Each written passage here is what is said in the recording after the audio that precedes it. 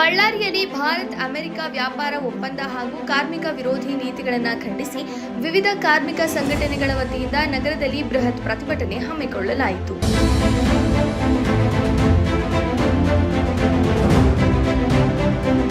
ಕೇಂದ್ರ ಸರ್ಕಾರದ labour code ವಿದ್ಯುತ್ ಖಾಸಗೀಕರಣ ಮತ್ತು ಗುತ್ತಿಗೆ ಪದ್ಧತಿ ವಿರುದ್ಧ ಪ್ರತಿಭಟನಾಕಾರರು ಘೋಷಣೆ ಕೂಗಿದರು. ಪ್ರತಿ ತಾಲೂಕು ಜಿಲ್ಲೆ ಕೇಂದ್ರದಲ್ಲಿ ಈ ಕಾರ್ಯಕ್ರಮ ನಡೀತಾ ಇದೆ. ಹಲವಾರು ಜಿಲ್ಲೆಗಳಲ್ಲಿ ಬಂದ್ ಕಾರ್ಯಕ್ರಮ ಮಾಡ್ತಾ ಇದ್ದಾರೆ.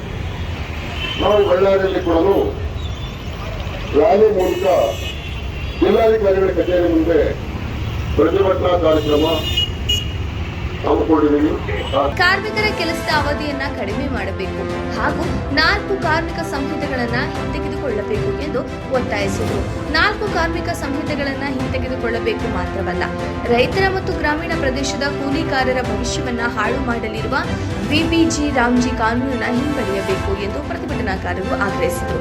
ಇವತ್ತು ಈಗ ತಾನೇ ಒಂದು ಮಾಹಿತಿ, ಈ ದಿನ ಕುರುಗೋಡಲ್ಲಿ ನಮ್ಮ ಹೋರಾಟದಲ್ಲಿ ಭಾಗವಹಿಸಿದಂತ 300 ಜನ ನಮ್ಮ ಕಾರ್ಮಿಕರು ರೈತರನ್ನ ಪೊಲೀಸರು ಅರೆಸ್ಟ್ ಮಾಡಿದ್ದಾರೆ ಅಂತ ಸುದ್ದಿ ಬಂದಿದೆ. ಏನ್ ರೋಡ್ ಏನು ಅಲ್ಲಿ ಜಾಮ್ ಆಗಲ್ಲ. ಕುರುಗೋಡಲ್ಲಿ ಯಾವುದೋ ಒಂದು ಓಣಿಯಲ್ಲಿ ಎಲ್ಲ ಗಾಡಿಗಳು ತಗೊಂಡು ಹೋಗ್ಬೋದು. ಹೋರಾಟನ ಹತ್ತಿಕ್ಕಲಿಕ್ಕೆ ರಾಜ್ಯ ಮತ್ತು ಕೇಂದ್ರ ಸರ್ಕಾರಗಳು. ಈ ಸಂದರ್ಭದಲ್ಲಿ ನಗರದ ನಾರಾಯಣರಾವ್ ಪಾರ್ಕ್ನಿಂದ ಡಿಸಿ ಕಚೇರಿಯವರೆಗೆ ನಡೆದ ಮೆರವಣಿಗೆಯಲ್ಲಿ ನೂರಾರು ಕಾರ್ಮಿಕರು ಹಾಗೂ ರೈತರು ಭಾಗವಹಿಸಿದ್ರು. ವರದಿ ಮಲ್ಲಿಕಾರ್ಜುನ ಕಸ್ತೂರಿ, ಶ್ರೀ. ನಾವು ಅರ್ಥ ಮಾಡ್ಕೊಳ್ಬೇಕು, ಇವತ್ತು ಏನಾಗಿದೆ, ಬಿಜೆಪಿ ಸರ್ಕಾರ ಕಾನ್ಸೆಪ್ಟ್ ಸಕ್ಸಸ್ ಆಗಿದೆ, ಅವರ ಉದ್ದೇಶ ಸಕ್ಸಸ್ ಆಗಿದೆ. ಈಗ ದೇಶಾದ್ಯಂತ ಜಮೀನ್ದಾರ್ ಪದ್ಧತಿ ಜಾರಿ ಮಾಡ್ತಾ ಇದ್ದಾರೆ. ದೇಶದಲ್ಲಿ ಜಮೀನ್ದಾರ್ ಪದ್ಧತಿ ಕಾರ್ಪೊರೇಟ್ ಕಂಪನಿಗಳಿಗೆ ಸಾರ್ವಜನಿಕ ವಲಯಗಳನ್ನ ಮಾಡ್ತಾ ಇದ್ದಾರೆ. ನಾಚಿಕೆ ಆಗಬೇಕು.